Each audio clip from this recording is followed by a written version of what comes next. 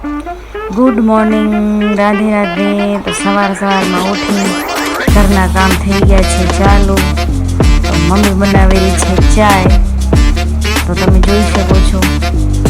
अत्यारे हवे दिवाળી पर आववानी छे, એટલે દિવાળીનું પણ કામ થશે। અમે બધા બીમાર છે, હજી થોડા ઘણા બીમાર થશે। દિવાળીમાં પાછી ઠંડી આવી જાય ને થોડી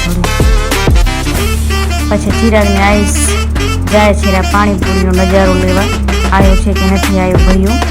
પછી અમે પણ પાછળ પહોંચી જાય છે। તો બે જણા મૂકીએ છીએ કે જોઈ આવ ભાઈઓ આવ્યો છે, તો એ જાય છે જોવા।